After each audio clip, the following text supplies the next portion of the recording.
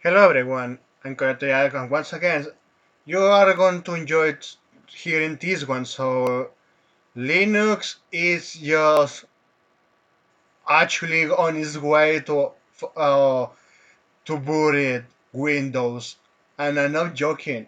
This article, so this headline starts like this: nearly 90% of Windows games now run on Linux. Later data shows as Windows 10 dies, gaming on Linux is more viable than ever. So, yes, no more fucking Windows.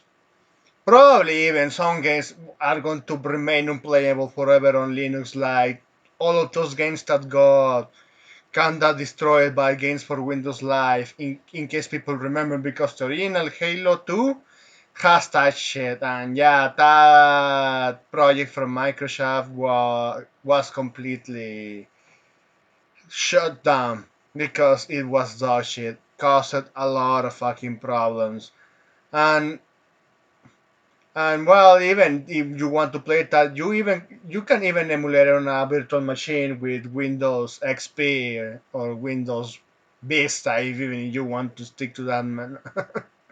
You can still play that, and even with custom servers, because even like that it can be played to this day. And even I have to wonder if there's going to be a point that even those games could be salvageable, because that Windows games for Windows Live was intrusive anyway. I'm driving away from the main topic, so it's not like it's the number continues to grow, but growth seems to be slowing.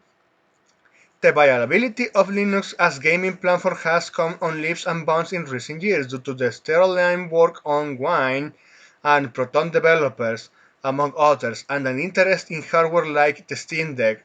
However, the more recent stats from ProtonDB via Boiling Steam highlighted that we are edging towards magnificent milestone.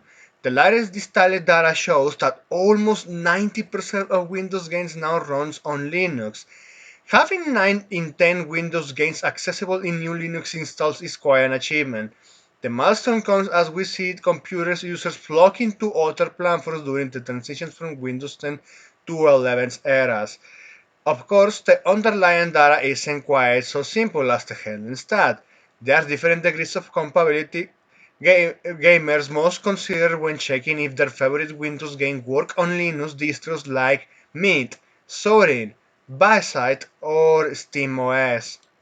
I want the most stable one. I want the one that really is more compatible with a lot of games. So you have this one from Boiling Steam. So Windows games compatibility on Linux is at all-time high. So you have this graphic. So the green part is just a lot of games. Platinum, you have gold, you have silver, bronze, and Borket. Borket is obviously unplayable.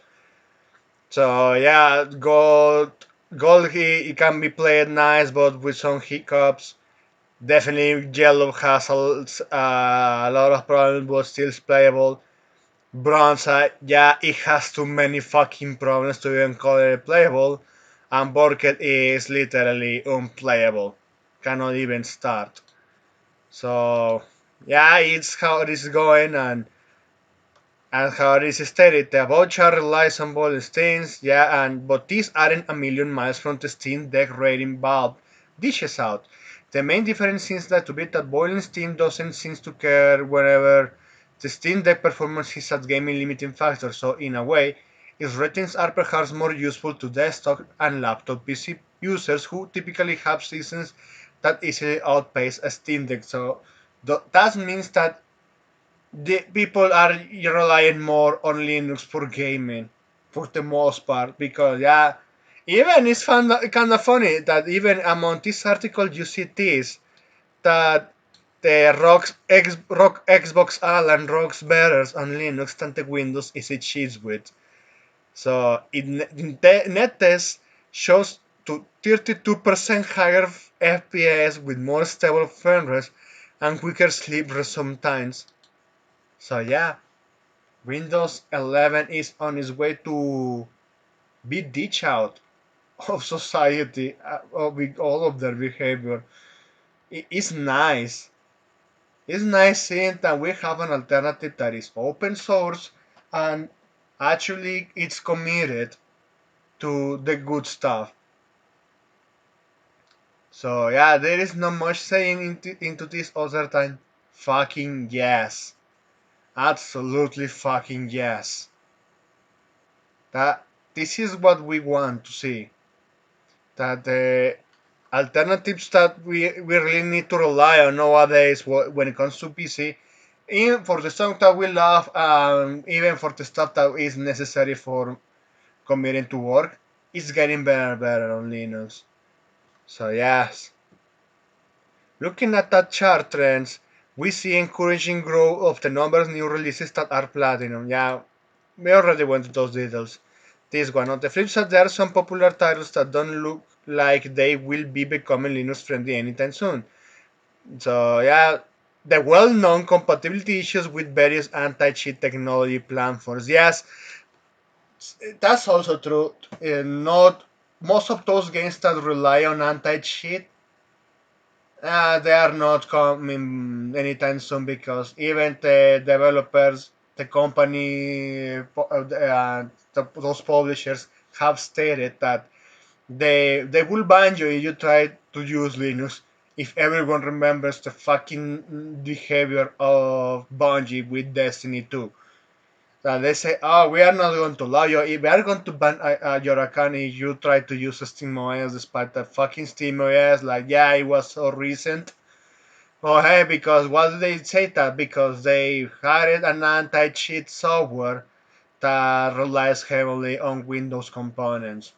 And even though I see that as no as useless because there is an point when even hardware is being developed to commit cheating, and it can bypass all of those protections. So yeah, cheated in video games, especially when it comes to competitive multiplayer, is already won. But I don't play those anymore. And even if I will play those, I will play those on dedicated servers that are monitored by people. Primarily because when they push these skill-based servers, they are going to rely on touch, and I'm sick and tired. And even when there is a live service game, yeah, they are not relying on this crap. Not well for the rest.